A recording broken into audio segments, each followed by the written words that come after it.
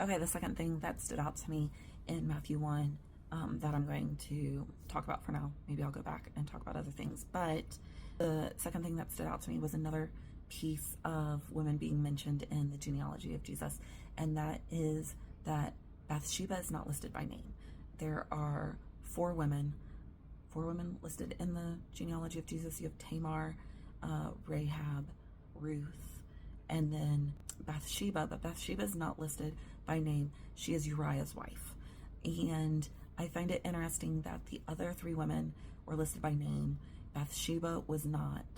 And a couple things that made me go, that's odd.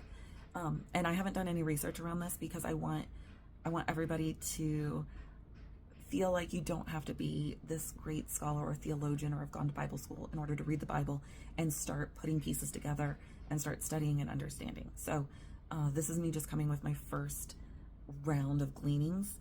And then as I go and research and find out things, I might bring them back and answer them. Or maybe this is stuff that you all can research and look into as well. But one, four of those women were not Jews by birth. So Rahab and Ruth were not Jews by birth.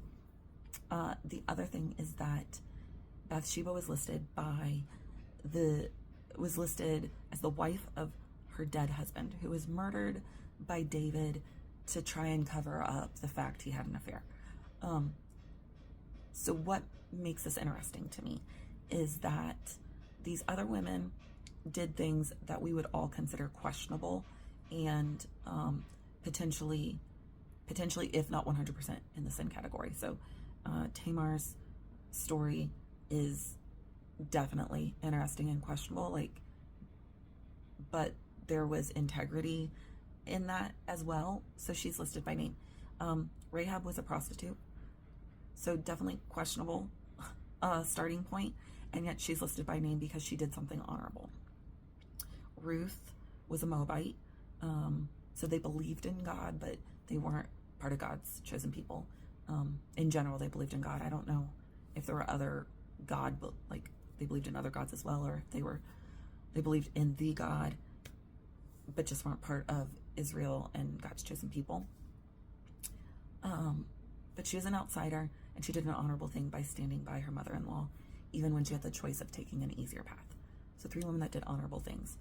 Bathsheba, my question / thing I will research is, I think she was listed as Uriah's wife because she was at fault as well in the whole adultery, murder, cover-up situation.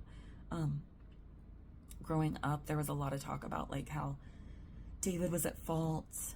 He should have known better. He should have been doing the kingly thing, all of these things. Bathsheba didn't have a choice because if the king wanted it, the king got it. And so she wasn't at fault. That was kind of the storyline that I heard through most of my teenage young adult life whenever this story came up. And this makes me think maybe Bathsheba wasn't as innocent as I have been led to believe. And maybe she was at least partially at fault, if not equally at fault in the whole thing. Since she was listed as the wife of her dead husband and not by name. And it's not because she's a woman that she wasn't listed by name, because we see that other women with questionable pasts were listed by name. So that's the other thing that this time through made me go, that's interesting. I need to look into that more. What do you guys think? Does anybody know the answer? I'm going to research it at some point, and then maybe I'll share it on here. But I'd love to hear if you're reading through Matthew 1, what is standing out to you as, never realized that before. I wonder about that.